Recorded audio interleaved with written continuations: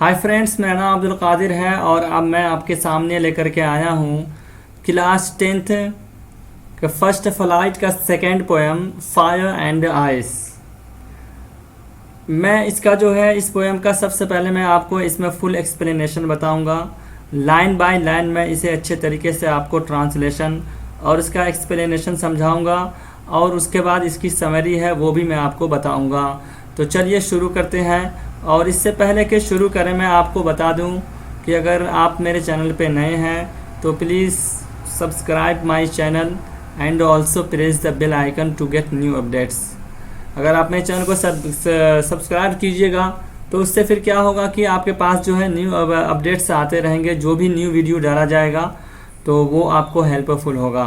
तो चलिए शुरू करते हैं। सबसे पहले फायर एंड आइस, इसके जो राइटर हैं वो हैं रॉबर्ट फ्रॉस्ट। और आपको पता है कि रॉबर्ट फ्रॉस्ट जो हैं वो एक अमेरिकन राइटर हैं जिनका जन्म जो हुआ था 1874 को हुआ था और जिनकी जो डेथ हुई थी 1963 में हुई थी।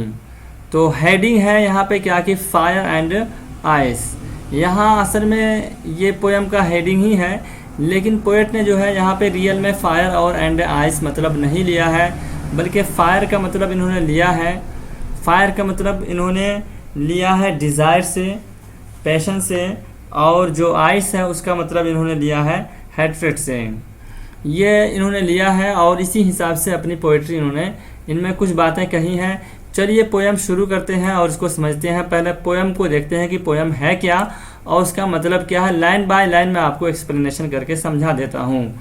सम से द वर्ल्ड, यहाँ इससे पोएम शुरू होता है आपका, ये आपकी पोएट्री है। देखिए कि some say the world will end in fire, some say in ice. कुछ लोग ये कहते हैं कि दुनिया का जो अंत होगा वो आग से होगा, और कुछ लोग ये कहते हैं कि दुनिया का जो अंत होगा वो आइस से होगा।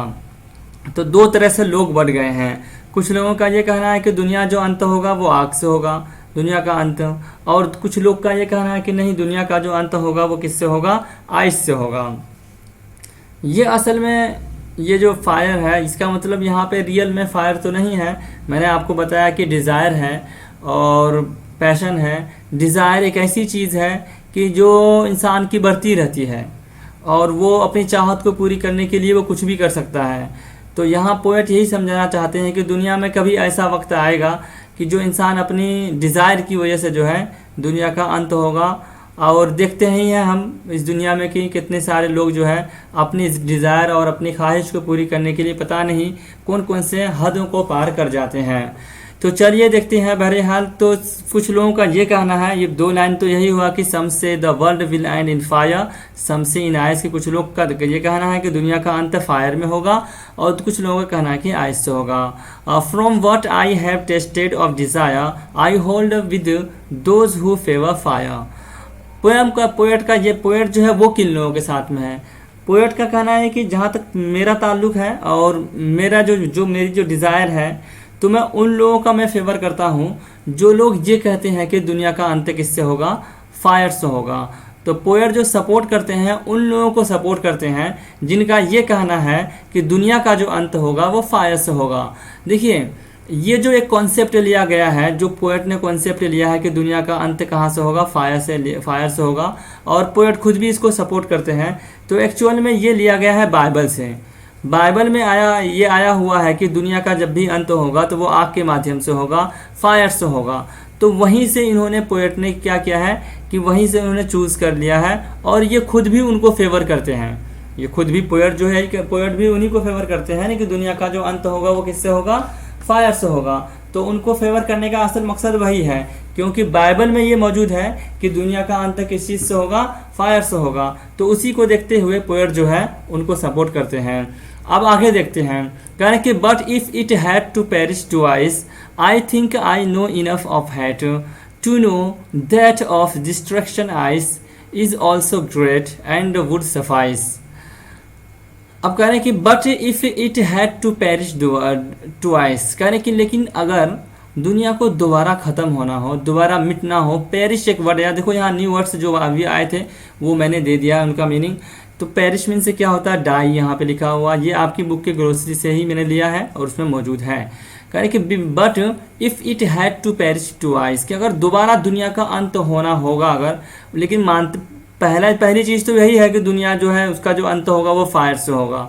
ये पोएट खुद भी इस बात को मानते हैं। और कहाँ से लिया गया है ये कॉन्सेप्ट है? ये लिया गया है किस चीज़ से? ये लिया गया है बाइबल से लिया गया है। तो ये खुद कहते हैं क्या कि दुनिया का जो अंत होगा किससे होगा? वो फायर से होगा। अब यहाँ कह रहे कि अगर दोबारा दुनिया का अगर अंत होना हो, दोबारा दुनिया को मिटना हो, तो कह रहे कि आई think I know enough of hate, मैं जानता हूँ कि नफ़रत भी जो है वो काफ़ी अधिक है। To know that for destructions ice is also great, ये जानते हुए कि आइस की जो तबाही होती है वो भी क्या है? बहुत ज़्यादा ग्रेट है, काफ़ी है। एंड वुड सफाइस, और वो भी दुनिया का अंत के लिए काफ़ी होगा। अब यहाँ इन्होंने क्या लिया है कि दूसरा जो मतलब लिया है कि दुनिया का जो अंत होगा वो किस चीज़ से होगा? वो आइस से होगा। और आइस से होने का मतलब क्या है? आइस का जो कॉन्सेप्ट है, ये कॉन्सेप्ट है असल में ये साइंटिस्ट से उन्होंने लिया है।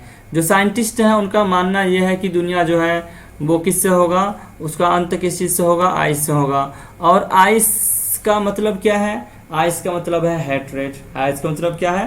हैट्रेड, नफ़रत। और नफ़रत भी दुनिया में इतनी बढ़ जाएगी कि लोग एक दूसरे को मारेंगे, और कभी ऐसा होगा कि कोई किसी पे एटम बम का हमला कर दे या फिर और बड़ी सारी तबाही कर दे। और उस नफ़रत की वजह से आज क्या है दुनिया में? नफ़रत से एक दो लोग किसी को मर्डर कर देता है, कोई किसी को मार देता है, तो वो क्यों मारता है भाई? वैसे तो किसी के आम लोगों की तो वैसे किसी की हिम्मत नहीं होती किसी को मारने की, लेकिन कोई किसी को मर्डर कर रहा है, किसी को मार देता है, तो कहीं ना कहीं उसके पीछे एक नफ़रत, हैट्रेड छुपा हुआ होता है, और वही उसे मजबूर करता है कि कोई किसी के साथ इतना बुरा उनके साथ जो है बिहेव करे। तो कहीं ना कहीं आइस जो है वो भी दुनिया के अंत के लिए, मतलब कि जो नफ़रत है वो भी दुनिया के अंत के लिए काफ़ी होगा। तो इसमें दो चीज़ों का जिक्र किया गया है, एक तो फायर है और दूसरा आइस है। तो कुछ लोग का कहना है, जिसको राइटर भी जो हमारे पोएट हैं वो भी फेवर करते हैं कि उनका अंत किससे होगा? फायर का। और ये चीज़ जो कॉन्सेप्ट लिया गया है, कहाँ से लिया गया है? ये कॉन्सेप्ट लिया गया है आपका बाइबल से।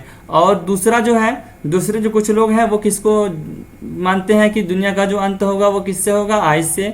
वो कह रहा है कि ये आइस भी काफ़ी है, अगर दुनिया की तबाही के लिए और उनकी बर्बादी के लिए क्या होगा, वो भी काफ़ी है और इनफ है। और ये कॉन्सेप्ट साइंटिस्ट ने अपने हिसाब से उन्होंने बनाया है कि नफ़रत इतनी बढ़ जाएगी और उस नफ़रत के चक्कर में लोग एक दूसरे को मारेंगे, और फिर कभी न कभी एक दिन ऐसा आएगा कि दुनिया का इस तरह से अंत हो जाएगा। तो सफाइस मीन से होता है काफ़ी होना, बी सफिशिएंट काफ़ी होना। पेरिश मीन से होता है मरना, ख़त्म हो जाना, मिट जाना, ये सब के लिए होता है। अब यहाँ पे आगे है आप क्या समरी मैंने इसमें दिया है। अब समरी देखते हैं कि क्या है। समरी क्या है, चलिए देखते हैं। Fire and ice is written by Robert Frost, कि फायर और आइस जो है किनके द्वारा लिखा गया है? रॉबर्ट फ्रॉस्ट के द्वारा। The poet is sure and confident that the world will definitely and someday.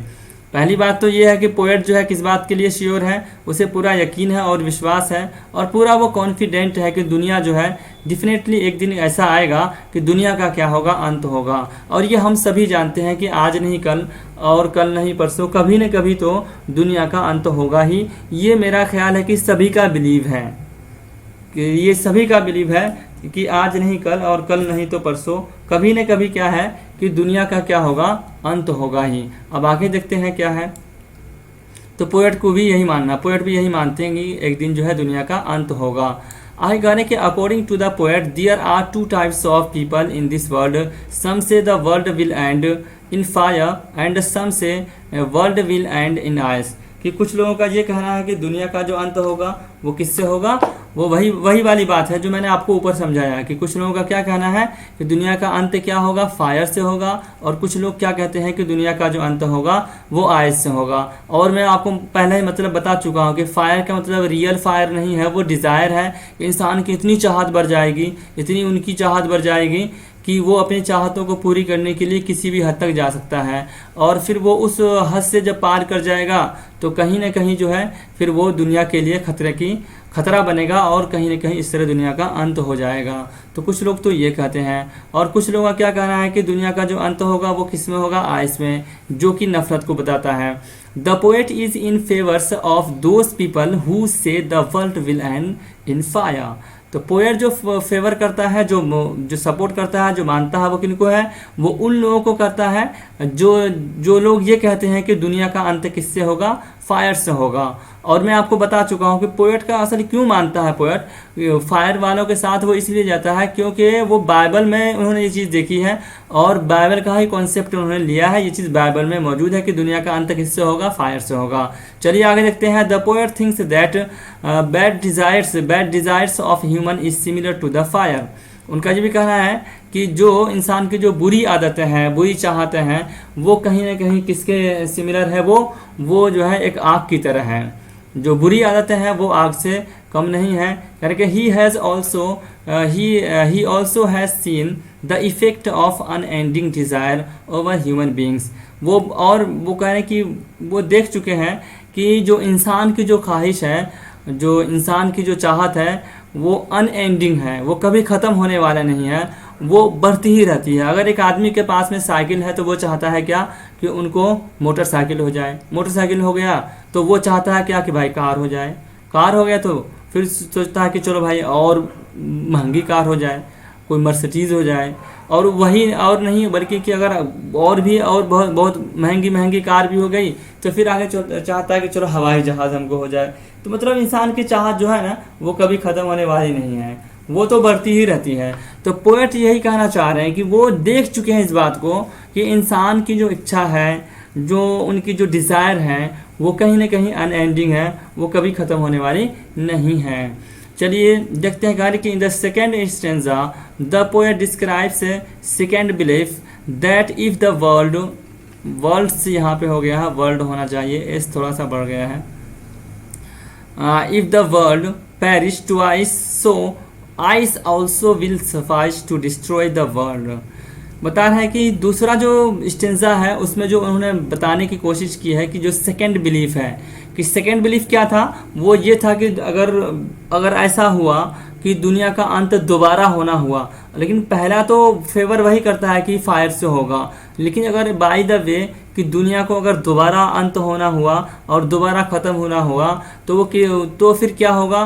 फिर वो ये कहते हैं कि आइस भी क्या होगा? काफ़ी होगा दुनिया को बर्बाद करने के लिए। वही उन्होंने कहा कि ice also would suffice to destroy the world, कि आइस भी काफ़ी होगा दुनिया को बर्बाद करने के लिए। अब आइस से मतलब क्या है? वो नफरत है, वो याद रखिएगा। Here the poet compares the ice with hatred. अब ये बात भी आ गई, यहाँ मैंने लिख दिया है कि यहाँ जो है पोएट्स मुझको किस चीज़ का मतलब लेता है? वो आइस का मतलब हैट्रेड से लेता है। As the ice froze the body like that hatred numbs our mind.